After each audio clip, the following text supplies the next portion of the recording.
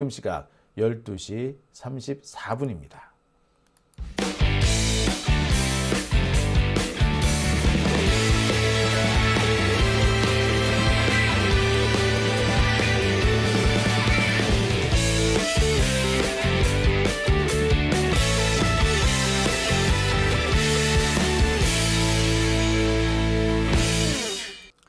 오밤중 뉴스 함께하고 계십니다.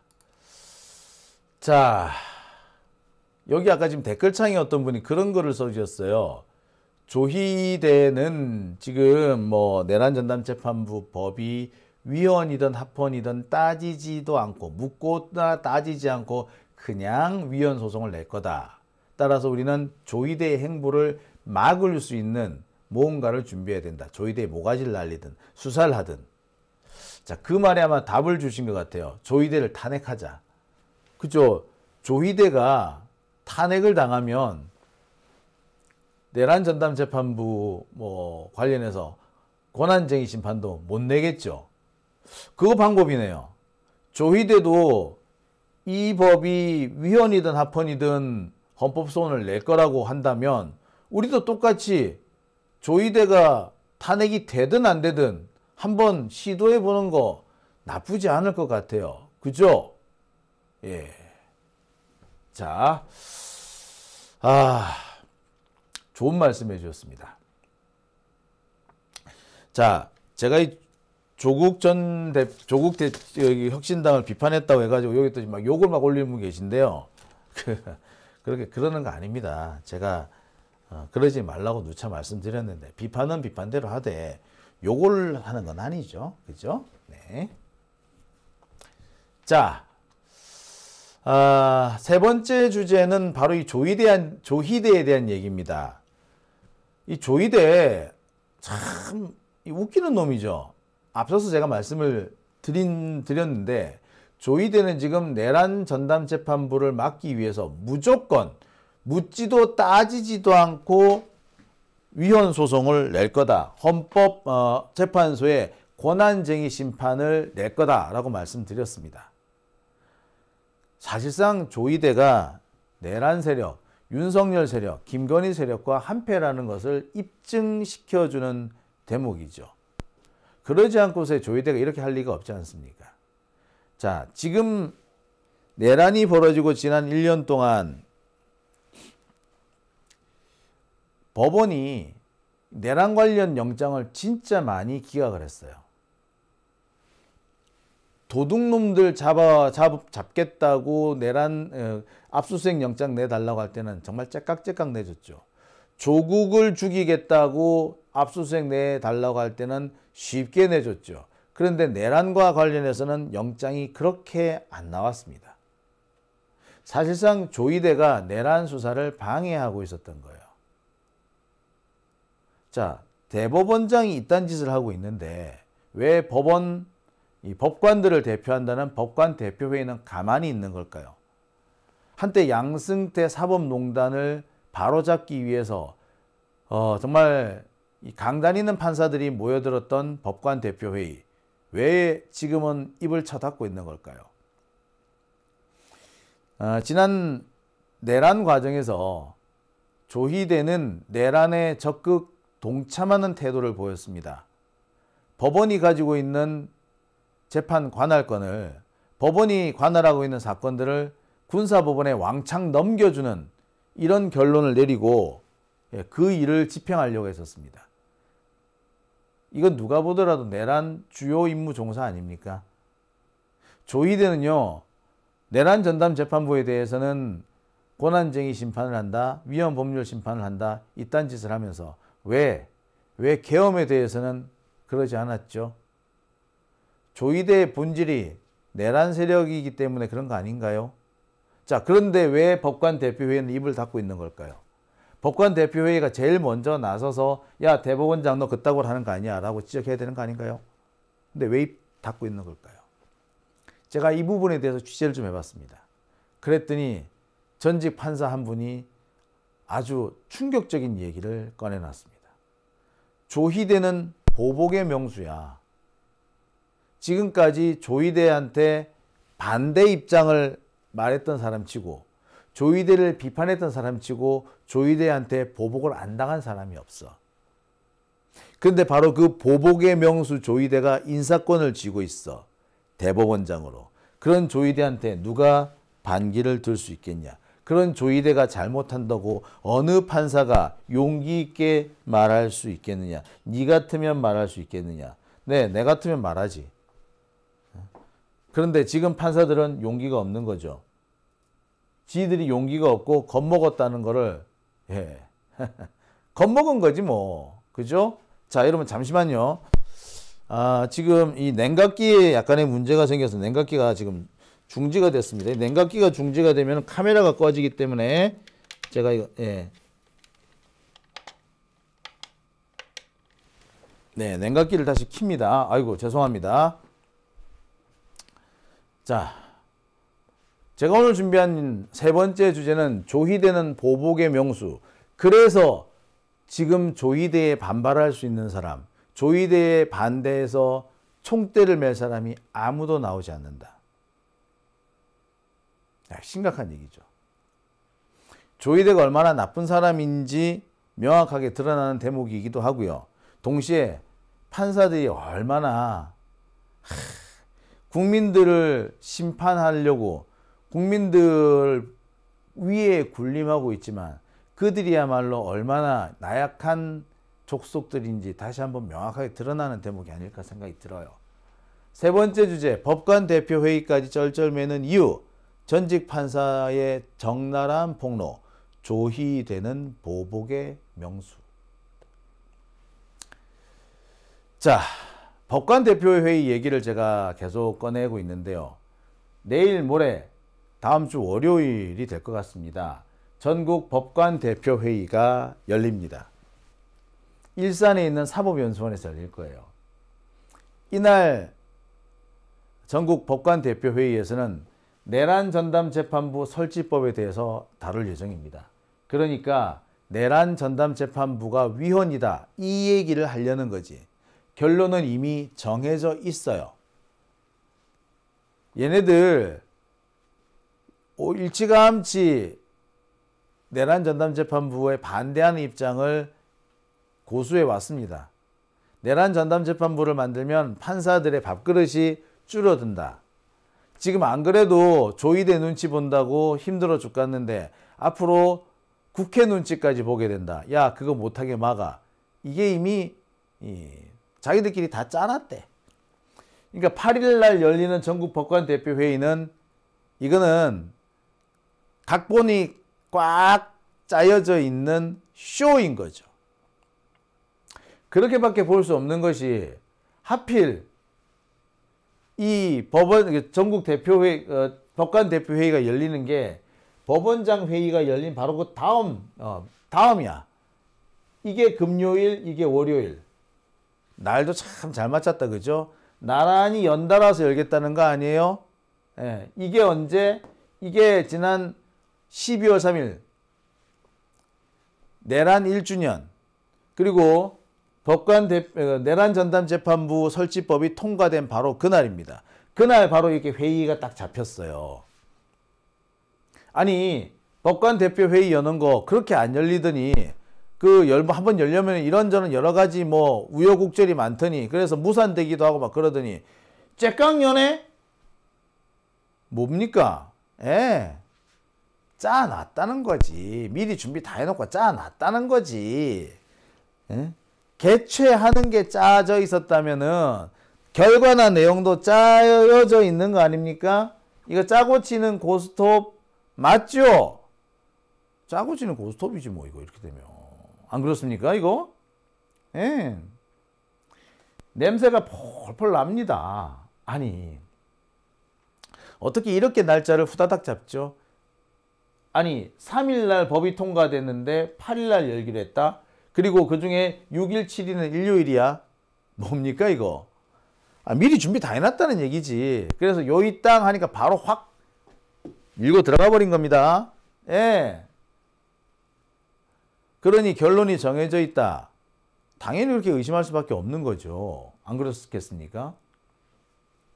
근데 이 법관 대표회의라는 게 지금은 조희대의 나팔수, 조희대의 시녀, 조희대의 똥닦기 정도가 됐지만 원래는 그런 게 아니었습니다. 사법농단 사태 때 이 법관 대표회의는요, 사법농단을 바로잡는 데 큰 역할을 했었습니다. 그런데 조희대가 들어온 이후에 완전히 무용지물이 됐어요. 뭐 그 이상한 판사 하나 있죠. 그 방통위 부위원장 했다는 거 김태홍가? 김태mon가 하는 그 판사부터 시작해가지고 정치적으로 극우 성향을 달리던 판사들에 의해서 현재 장악이 되어 있어요. 그래서 그럴까요? 조희대가 쌩 난리를 쳤는데 파기환송 사태 때 그때도 제대로 목소리를 내지 않았습니다. 계엄 직후에도 아무 목소리를 내지 않았어.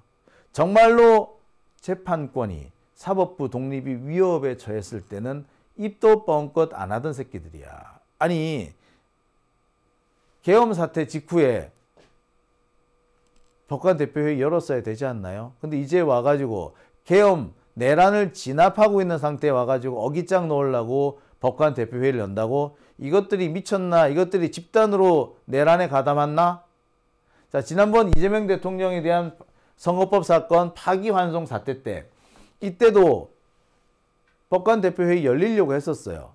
근데 시간을 미루더니 개최 시간을 이리 미루고 저리 미루고 하더니 결국 흐지부지 끝나버렸습니다.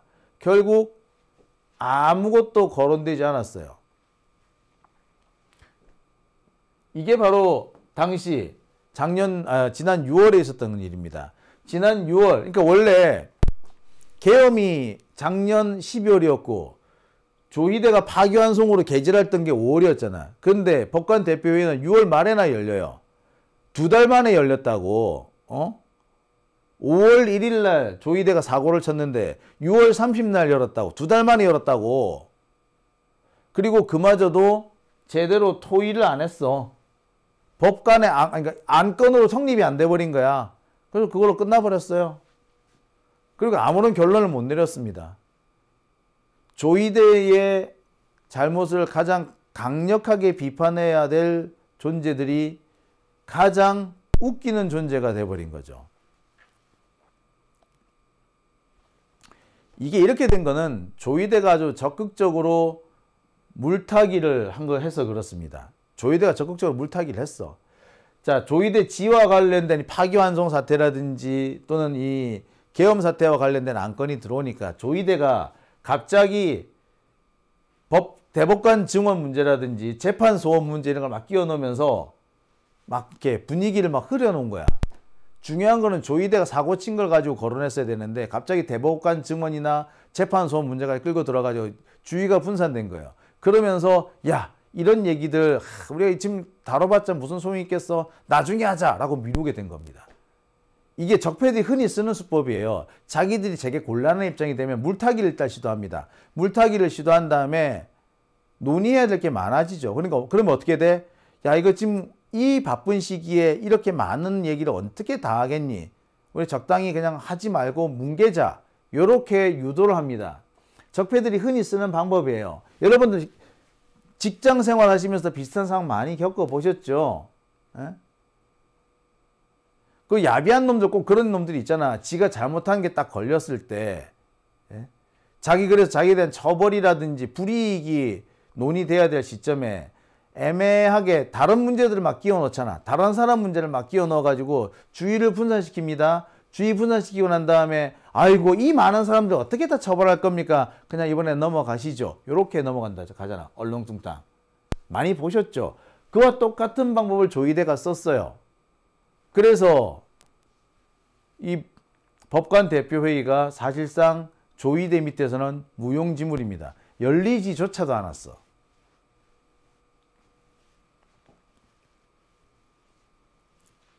참 어처구니가 없죠. 근데 이게 왜 이런 일이 생겼느냐? 도대체 왜 이런 일이 생겼느냐?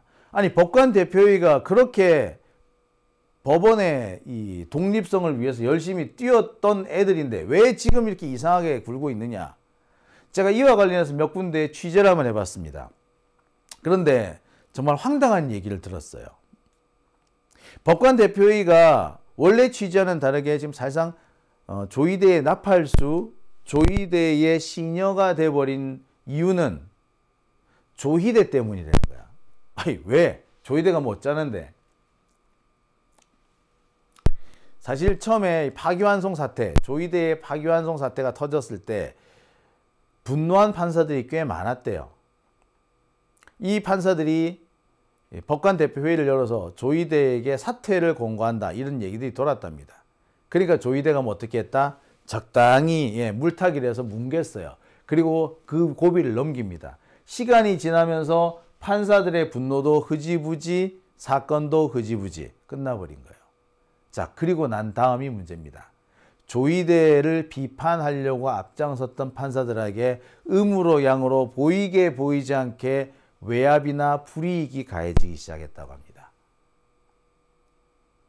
그거를 많은 판사들이, 법원 직원들이 목도했겠죠. 아 씨발 조이대한테 조금 안 좋은 얘기, 듣기 싫은 얘기했더니 저렇게 보복이 들어오네. 거론도 안 되고 그냥 거론하려고 시도만 했는데, 시도만 하고 말았는데 저렇게 보복이 들어오네. 야, 나서지 말아야겠다 라고 했다는 겁니다. 조이대 세력은요, 당시 파기환송 사태 때 젊은 판사들, 좀 의협심 있는 판사들이 조이대에 대한 경고 혹은 조이대에 대한 사퇴 권고안을 내자고 막 설치니까 여기 아까 말씀드렸듯이 물타기를 한 겁니다. 그러면서 뭐라고 하느냐. 야, 조이대 물론 잘못했어. 그런데 조이대가 나가면은 민주당이 우리 법원을 가만 놔두겠어? 민주당이 법원을 좌우하게끔 내비둬야겠어? 그러면 안 되지. 그러니까 조이대도 놔두자고. 그래도 지금 조이대가 있어야지 민주당하고 싸우지 않겠어? 요랬다는 거예요. 여기에 많은 판사들이 헷가닥 넘어간 거지. 그래서 파기환송 사태 그냥 넘어간 거래. 그러니까 조이대가 상당히 많은 일을 했다, 그죠? 회의에 이런저런 다른 안건들, 주의를 분산시킬 수 있는 다른 안건들 잔뜩 모아놓고, 또 한편으로는 조이대가 있어야지 민주당하고 싸우지. 안 그러면 민주당한테 법원 다 넘어가. 요렇게 엉뚱한 위기감을 고조시켜서, 외부의 적, 있지도 않는 외부의 적들을 등장시켜서 위기를 넘어간 겁니다. 얍삽하다, 그죠? 그러면서 당시에 앞장섰던 사람들, 조이대한테 문제가 있으니까 조이대에 사퇴 권고안 내자라고 앞장섰던 사람들에게 대해서 뒤에서 이렇게 음으로 양으로 보이게 보이지 않게 불이익을 주고 왕따를 시키고 괴롭히는 겁니다.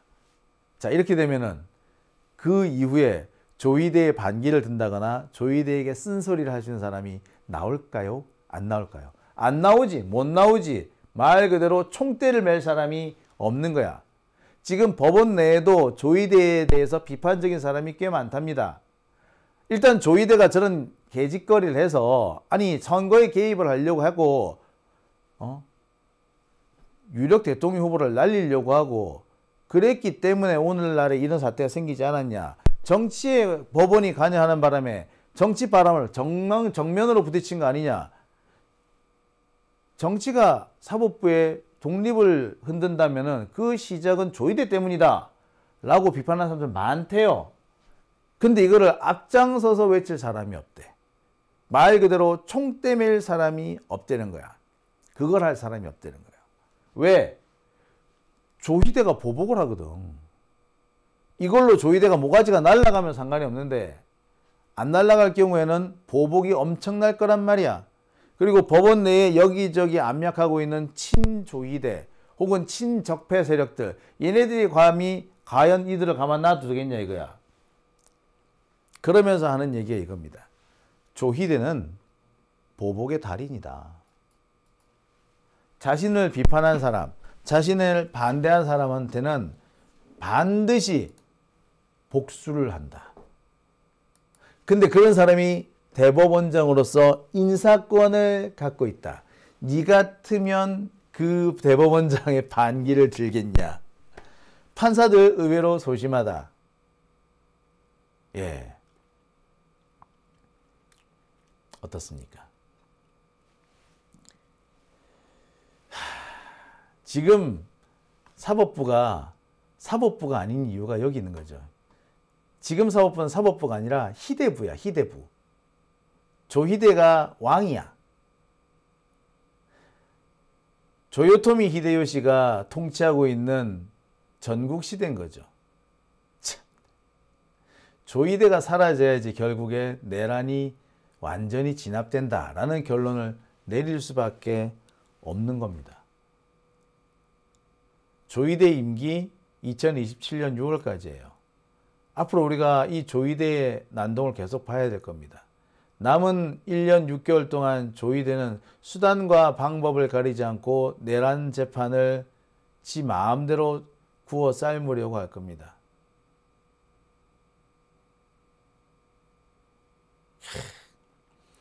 자, 우리가 이 조히데 그냥 둬서는 안 되는 이유가 거기 있고요. 여러 가지 고심을 해야 될 필요도 있습니다.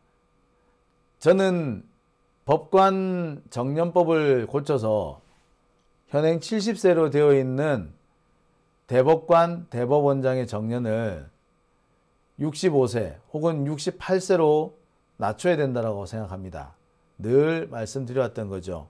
온 국민은 60세가 정년인데, 아니 60세가 되기 전에 쫓겨나는 사람이 태반인데 판사들은 뭔 용 빼는 재주가 있다고 70세입니까? 지나친 특혜 아닌가요? 낮춰야 됩니다. 또 한 가지, 조히데에 대한 탄핵 시작해야 됩니다. 앞서 말씀드렸듯이 조히데도 위헌으로 보기 때문에, 위헌성이 있기 때문에 위헌 소송을 내는 게 아니라 위헌 소송을 내야 하기 때문에 위헌 소송을 내는 것이고, 그러기 위해서 위헌성이 있든 없든 있다고 우기는 작업, 이른바 빌드업 작업을 하고 있는 겁니다. 그럼 우리 또 똑같이 해줘야지. 조히데가 탄핵될지 안 될지는 모르지만 조히데가 있으면 안 되잖아. 그죠? 조히데가 있으면 안 되니까 조히데에게 탄핵을 안겨줄 필요가 있는 겁니다. 똑같이 한번 해보자고요. 오밤중 뉴스 함께하고 계신 지금 시각 12시 27분 지나고 있습니다.